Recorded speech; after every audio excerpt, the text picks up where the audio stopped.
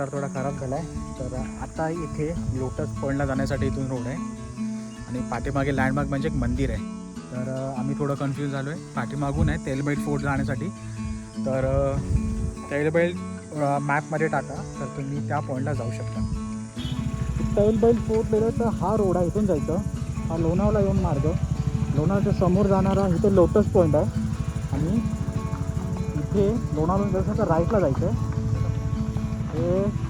हे लक्षात ठेवा, मासाई हा बोर्ड इथं दिला आहे, इथून जायचं आहे व्ह्यू पॉईंटला. तर आता एका पॉईंटला येऊन भेटलो आहे जिथं तुम्हाला लेफ्ट टर्न मारायचा आहे. जर तुम्ही लोणावळा साईडवरून येत असाल तर एक औंध खानवड हे एक लँडमार्क आहे. त्याच्या समोरच तेलबेट फोर्ट आहे. तर तेलबेट फोर्टच्या इथून जाण्यासाठी हा थोडासा नॉर्मल रस्ता गेला आहे. तर इथून तुम्हाला आतमध्ये जायचं आहे. तर तो खराब रस्ता म्हणजे ऑफ रोडिंग पॅच चालू होतो. हा तो ऑफ रोडिंग पॅच तिथून चालू होणार असा. जाता जाता जाता जाता इथून जायचं आहे. 100 मीटर आहे आतून जायचं.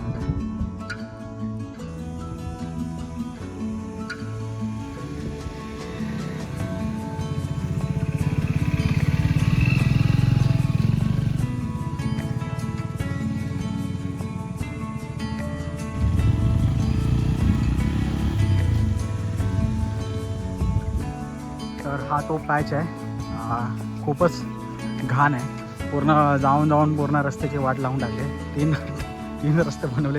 इथून आता मी जस्ट गाडी चढवली. एक तरी कोणतरी लागतंच मित्र चढवायला, कारण की आपल्याकडे ॲडव्हेंचर बाईक नाही आहे. तर हा झाला की तुम्ही इझी जाऊ शकता.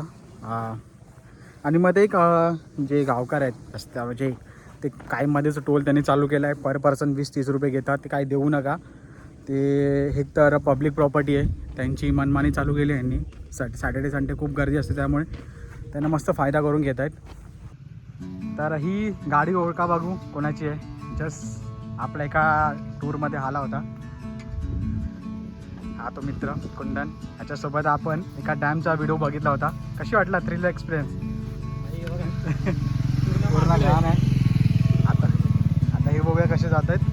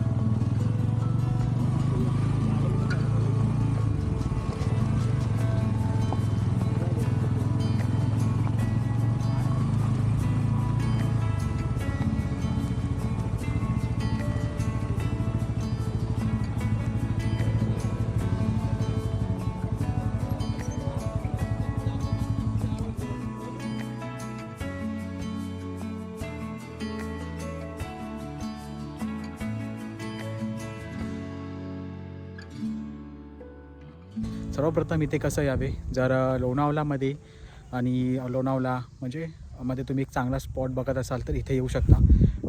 टायगर पॉईंटच्या जस्ट पुढे हे तैलबैला फोर्टच्या इथे हा इकोला व्हॅली आहे. इकडे 2 पॉईंट आहेत. इकोला व्हॅली जर तुम्ही गुगलवर टाकाल तर तुम्हाला लोटस पॉईंटमध्ये घेऊन जाईल.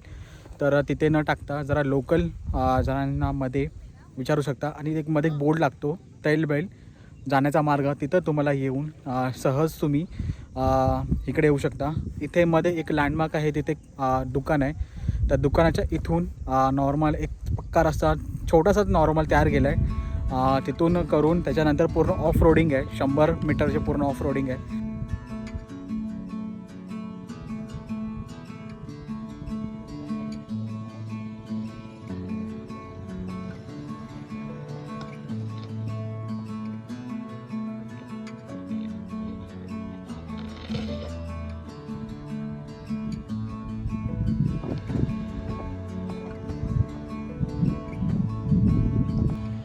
पाठीमागे इकोला व्हॅली, इथे तुम्ही थोडा टाईम स्पेंड करू शकता. पण इथे दुपारी येत असाल तर खूपच ऊन लागतं आणि इथे झाडं पण आहेत.